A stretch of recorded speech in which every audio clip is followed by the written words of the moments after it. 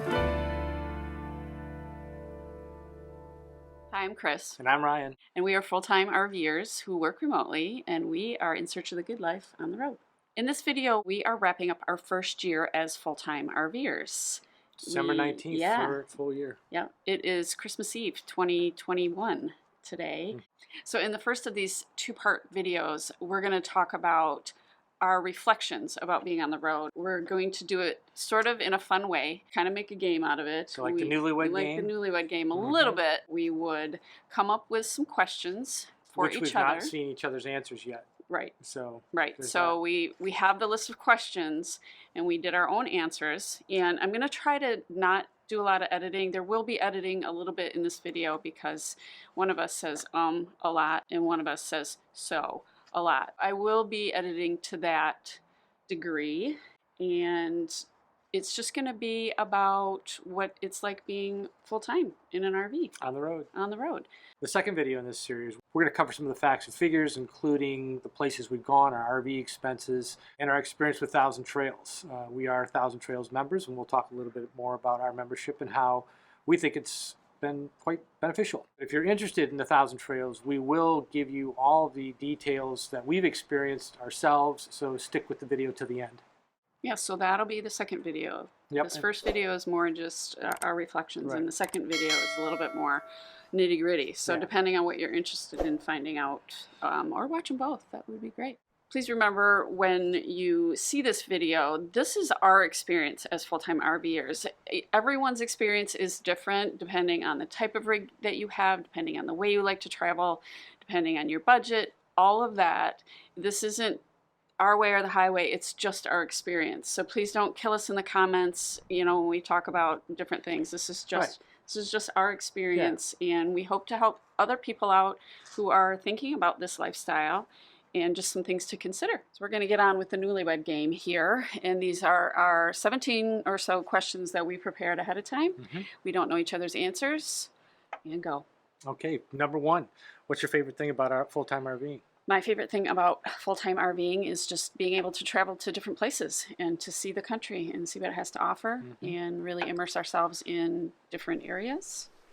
And I would have to agree with that. I do like to say that, you know, traveling together has been great, but we do really like to go to different communities and really see what's going on. We like the vibe in many places, and that'd be my answers too. Yeah. Okay. So the question number 2 is, what is your least favorite thing about full-time RVing? Right. So my least favorite thing about full-time RVing is setting up and breaking down. And I'd have to, fair. Yeah, you know, every time you get to a place, get everything out, especially if we're going to be there for a period of time, you just break out everything. Tiki torches and the grill and all that, you get it out. So putting all that together, and then when you have to leave, you obviously have to take that all down. So that is one big one. And then the other one would be just the occasional fixing of things. Stuff happens on the road, you got to fix it. And that would be another one of my least favorite things to do. Okay. And what is your least favorite? My least favorite is travel days. Surprise. Yeah, surprise. Travel days are not my favorite. Every aspect of travel day is stressful for me, from, you know, getting everything loaded up to the thing that makes me the most stressed out is navigation. We have all the tools, and we're very prepared, and we check our maps, and we check our GPSs, and we are very prepared, but inevitably, you know, we're coming up on an exit, and we're like, do we have to turn off here? I don't know. So yeah, I never worry about it though. Yeah, well, because you don't have to do it. You just drive. I just drive. Number 3, how does full-time RVing compare to part-time RVing? I feel like there is no comparison, really. When we would part-time RV on the weekends, one, we felt like we were camping. You know, we'd bring the fire pit, and we'd do the s'mores, and we didn't have any of the chores that we do. It wasn't like real life, it was more like vacation. Right. Whereas full-time RVing, it's our life. And sometimes you get to a place and you just want to go and do all these fun things, but you realize that you have to work, and you have to do your chores, and you have to do your laundry, and so it's got to clean. You have to clean, yep. And when you're part-timing, you don't have to do any of that. But so how do you think that they differ? Well, I think the biggest thing for me was the fact that everything you own and need is on board. We're not having part-time, you're taking groceries in and out, and your clothes and everything else. You know, we've got the washer dryer, we've got everything we need right there. And I love that fact that That I think was that's a big that thing. was the worst about part-time RVing was the Hauling the cooler refrigerator. in. Yeah, because we didn't have a place to plug in our RV, so every weekend that we would go, we'd have to Everything's out, start everything's in. with the fridge, and Yeah. that was the worst. But so full-time is great from Yep. that standpoint. So the fourth question is, what is your favorite place that we've traveled to in this first year, and why? And also think of it like this: if we had to stop RVing next week, and we only had 1 week to go back to one of our places, where would that one place be? I'd have to say Maine is right up there. I really enjoyed Maine. We were there for pretty much a month. We got to see family. We went to Acadia National Park. It was just a great place, exploring some of the little harbor towns that they had. I really enjoyed Maine. Where would the one place that we would park the RV in Maine if you had to go back? Would you go back to like Wells, or would you go back to Acadia? I'd probably go back to Acadia. Okay. Wells was too busy. Yeah, that was really Crazy busy. Yeah, definitely. All right, same question to you. I actually picked the Finger Lakes of New York. Yeah, that was my second choice. Yeah, I loved New York. I loved upstate New York. I really wish we had planned more time for upstate New York. I didn't know how much I would love it up there, but it was really amazing. Yeah, we and did have a we good time. really loved the Finger Lakes. So that's my vote. Number 5, what was your least favorite place to visit and that you would not go back to, and why? My least favorite, and I don't want to offend anybody, I'm sorry, was South Texas. I did not care for South Texas. South Texas, down by the border. It's just very barren there. Maybe we were there in the winter, so it was very barren. It was very windy. There wasn't a ton for us to do. Again, maybe it was winter, but there weren't a ton of like lush parks and even South Padre Island, I liked it, but it didn't have quite the beach vibe that I liked. And Yeah, I that's true. really don't like the driving on the beach thing. That just was not up my alley at all. So South Texas, I don't really think that I would go back to. Northern Texas, other places in Texas, definitely, but South Texas, not so much. How about you? What was your least favorite place? I can't say there was a least favorite place that we stayed for any extended period of time. We had a lot of one-nighters that we would stop, or maybe a couple nights as we were traveling. And again, no offense to Victoria, Texas. It was more the RV resort we were in that I really didn't care for. But we went back there and we had a wonderful time the second time at a different resort. It just happened that the one resort was in Victoria. That was the only thing, that resort, not Victoria, that kind of I didn't care It just for. wasn't a great, that wasn't a great one night. But the second one was a lot of fun. Yeah, So. we had a good time. So number 6, what was a memorable experience that you had that you wouldn't have had if we weren't full-time RVing? I would say meeting people from all over the country. We've made some great people, super friendly. We've stayed in touch with a few couples.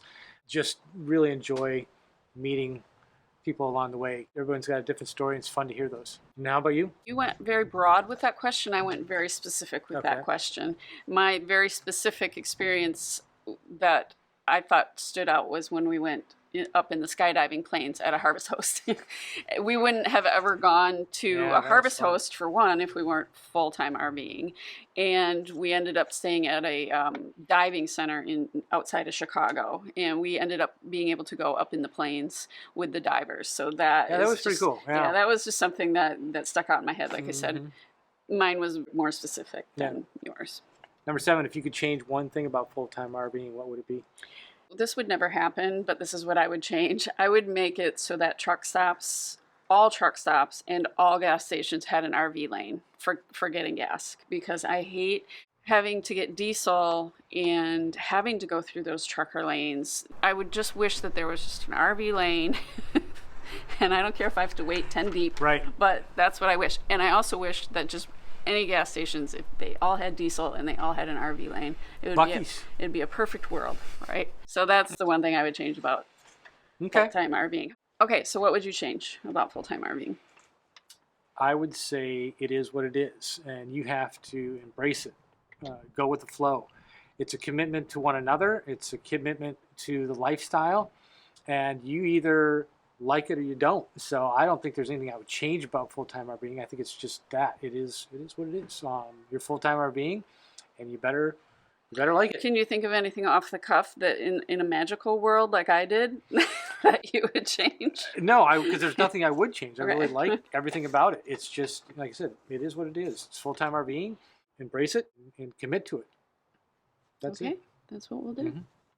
Number 8, what's the number 1 tip you would give someone considering this lifestyle? I was tossing between 2, but my number 1 tip would be to have an emergency fund and to double that fund with what you think you need. I would make it more. I think that we needed more than what we thought we needed. That would be That's a my good tip. number. That would be my number 1 tip. I'll tell yeah. you what my second tip is after you tell me what your tip is. My tip would be to be patient. Things go wrong a lot, and you just have to roll with it. One thing it's helped me is put things in perspective when it comes to prioritizing what's important in life and what can wait. And so it's really helped me kind of step back and reflect on that. So my tip is just be patient. My other one that I was tossing around was just know your partner. Mm-hmm. And if you are having trouble with your partner or anything like that, full-time RVing isn't going to make it better. Really know your partner and know that you can be in this tight space and be together 24/7, Mm-hmm. which we can. Yes, I you've done it think well. Of course, if you travel by yourself, then you don't have to worry about knowing your partner. But for us, for people that travel together, definitely it's good to know what you're getting into For sure. ahead of time. Number 9 is, what have you learned about your spouse full-timing that maybe you didn't know or think about before? And what have you learned about yourself? With regards to Chris, I honestly say really nothing new. I mean, I've known you forever. However, 150 years. yes, Chris is very committed to what we're doing and is a great planner, and that has really taken any stress off of me for what we're doing. So it's been a huge help. As far as what I've learned about myself is I can actually fix things. I have had to be a plumber, an electrician, things I never really thought I would do before, Big time. and things that I would probably just pick up the phone and call somebody to come and do, but you really can't. You just got to jump in and take care of it. So I've become a fixer. Very good. Very good. So number 9, what have you learned about me that you didn't know or didn't think of before? Well, I learned that you are a really good partner to travel with. So, I mean, we traveled a lot and we've known each other forever, but you're a really good partner in that way. And I think something I didn't think about, I always knew that you were really dedicated to your work, but since we're sitting 2 feet away while you're working, I realized how dedicated you are to your work. Oh, thank you. Yeah, I mean, you just 24/7, 365, It which makes is good or bad. it makes our life work. Yeah. How about yourself? What have you learned about yourself? I've learned that I'm way more nervous than I ever thought I was. I've become a complete nervous Nelly in my old age. Yeah. You got to dial it back. I got to dial it back, but I don't know how. So if anybody knows how to dial back anxiety, this lifestyle pushes me to the edge of my comfort zone. It pushes me way over my comfort zone a lot, but it also pushes me to the edge, which I think is a good thing. Right. I'm not saying that that's a bad thing, but I know sometimes I drive you crazy because I'm like, and Like, and I don't want to relax. be that way, but anyway, that's that. Okay. I'm a shiver Good. dog. No, that's good. Number 10, is there something that you miss about sticks and bricks? Or what is the number 1 thing you miss about living in a sticks and bricks house versus in an RV? Privacy and room to roam. It's the ability just to kind of maybe step into another room or Right. step, take a walk around the yard, whatever. You do miss that. piece. Well, and you worked outside of the home. So you were Right, out you of the left. home for 40 hours a Yeah. week plus. Right. So now you are in the home. Exactly. How about you? A dishwasher. Oh, right. We talked about that one. Yeah, we did talk about that one because our neighbor asked us that. And I really miss having a dishwasher. And I don't like having to think about our holding tanks and where they are at constantly. Are they full? Are they half full? When did you dump it last time? In a house, you just don't think about those things. Right. Those are really things you just completely take for granted. Mhm. And whether or not you have a dishwasher or not, that doesn't matter. I didn't realize how much I liked my dishwasher until we have You to don't do have one. all of our dishes by hand. Number 11, name 2 things over the past year that have been memorable, either good or bad. Okay, well, I will name one of each, a good and a bad. Sure. A bad was that our dog passed away. A good was going to the Keys and doing a crystal clear kayak tour in the Keys. That was amazing. We've never done anything like that. Obviously kayaked a lot, but that was just a really cool experience. Yeah. Okay, how about you? My Good answer? and bad? Well, the bad, of course, was Jack. The good was we had an opportunity to see our kids a couple times. One by chance. Jake happened to be, Jake Yeah. and Chris happened to be in Virginia. We got to That's see weird. them. And then Sam, we saw a couple of times visiting her in New York, and she came to visit us when we were in Maine. I guess, yeah, she was Yeah. up there. So those are some, certainly a good time. We just don't have that opportunity to see the kids that much anymore. We've so seen them more since we started full-time RVing. you probably have. than we had Probably before. Our kids are on both coasts. If you're new to our channel, we have one living in New York City and one living in San Diego. Right. Okay, number 12. We're getting down to the end. We promise. If you could do it all over again, Mm-hmm. what would you do differently, or what works for you? I would say I wouldn't do anything differently. We planned a long time for this, like 3 years. So we went into this eyes wide open. We knew there's going to be bumps along the road, and there has been. We've had plenty of time to really assess what works for us and what doesn't, what was the right thing for us to do and what was the right time for us to do it. And I think we nailed it. Same question to you? Same question Yep. to me. I think I wouldn't do anything different either. I think I completely agree with what you said. I really learned that staying longer in places is what we prefer. And a Mm-hmm. lot of it has to do with, one, just having time to see the area because you do work full time. Right. If we're only in a place for a week, we don't really have time to see a place. So there's that. And then there's also not having to set up as much. So Right. to do it all over again, I would do like 3-week stays Mhm. everywhere. It's not entirely possible all the time. But we do a pretty good But, job with yeah, it. we do a pretty good job staying Mhm. 2 to 3 weeks. And we're staying a month where Mhm. we are right now. Number 13. Do Number you think we picked the right rig for full-time RVing? Why or why not? What kind of rig do we have? Do you We want have to tell them? Van Leave Lano 369 FB. Which is what type of rig? It is a fifth wheel. It's a fifth wheel. We pull our fifth wheel with a enormous 3500 Ram diesel dually. And the answer to your question, absolutely. I think we picked 100% the right rig for what we're doing right now. Mhm.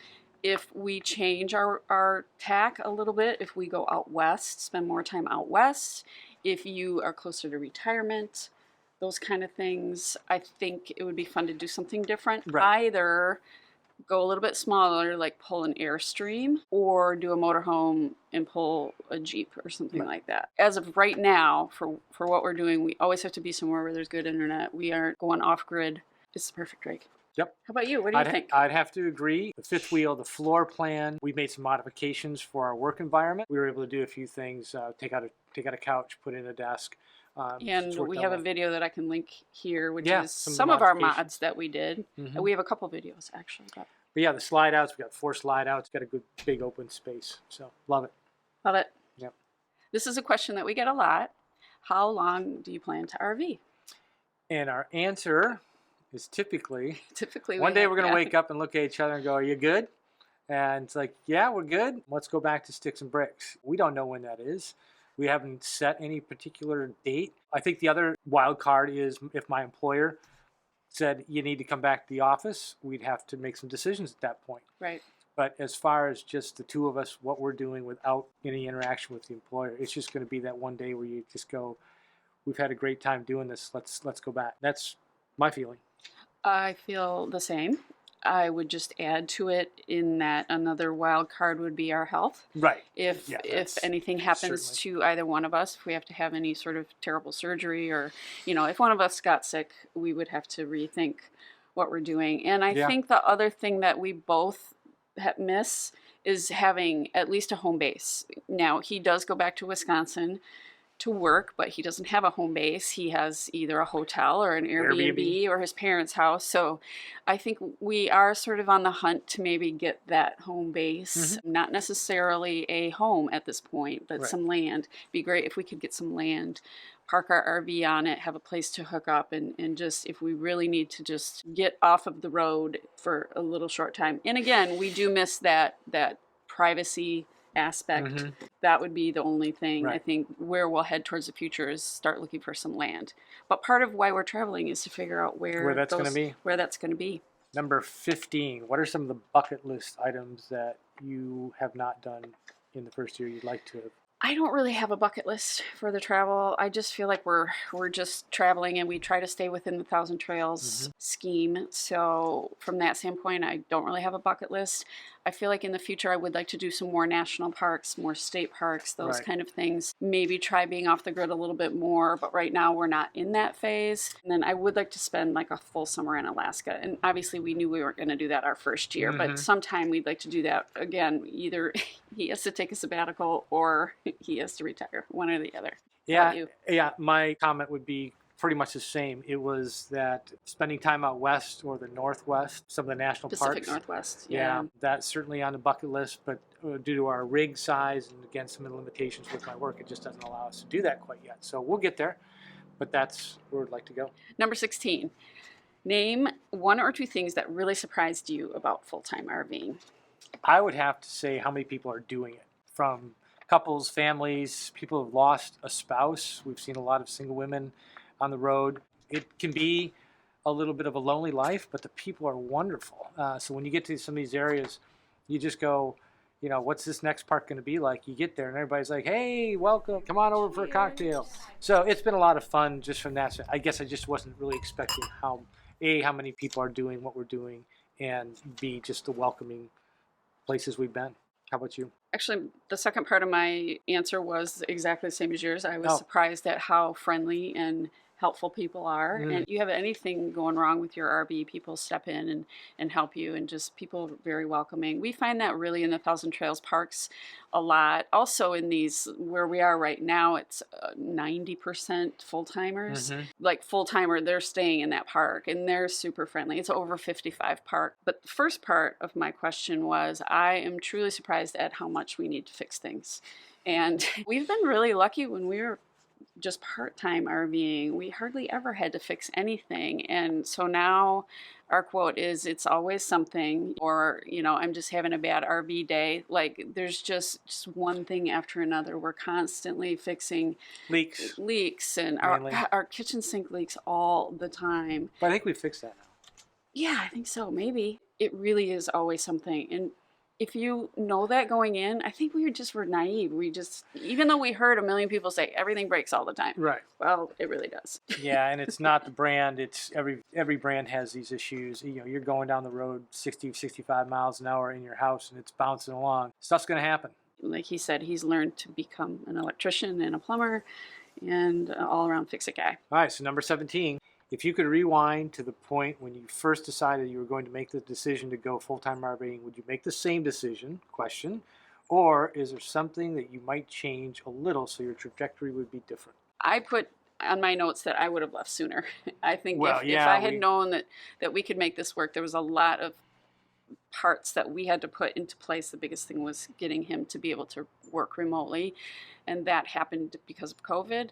So I would have left sooner. I think it's just such a fun lifestyle, and to do it while we are younger versus older. We see so many people full-time RVing, they're past retirement, well past retirement, and they don't have the health. And as a matter of fact, in the place that we are right now, an ambulance has already showed up 2 times because it's an older part, you know, it's older people. So I think I would have left a little bit sooner. And the other thing, I think the thing maybe I'd do differently is just slow our roll a little bit. Just really take 3 to 4 weeks at a time to stay in one place. Yeah, it's much nicer. How about you? My only hesitancy would be working remotely. One of the things we look back on is with the unfortunate situation with COVID, it forced everybody to work remotely, including my position at the bank. Prior to the pandemic, remote work wasn't possible in the role I played for the bank. But I've been fortunate to be successful in what I do, and it was really kind of a crapshoot to set out and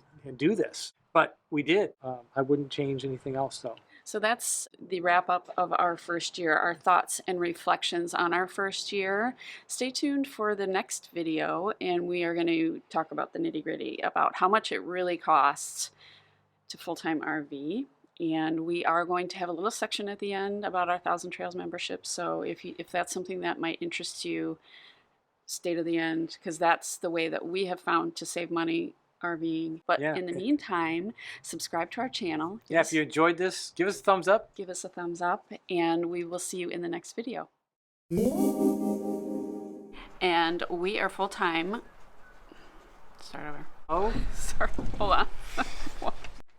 Hi. Sorry, Hello. we're just chatting. Is that okay? It's fine. Okay. I'm not going to be in the way. No, we're just doing not at all. videos. Yeah, we're just doing a videos. Just stop there, because that's my part. Oh, okay. Are you saying something? I'm going to kind of go back to that. Okay. You look like you're about to cry. You're not smiling very much. Crackling. It's not gonna work. You might have to. Oh, good. Now he's coming over here.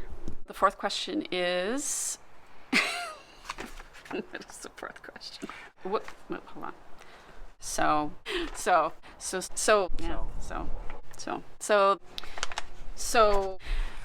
there's that. So there's that. So there's that. So there's that. So let's get to. See, I said so. I know. Yep. So again, I don't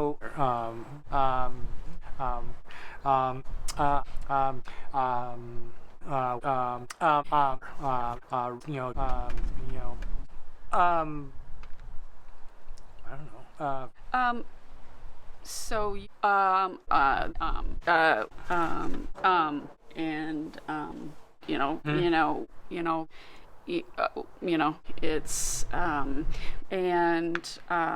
what? Hold on, let me start that over. Oh, I just went cookie again. Cookie. Perfect. Boom.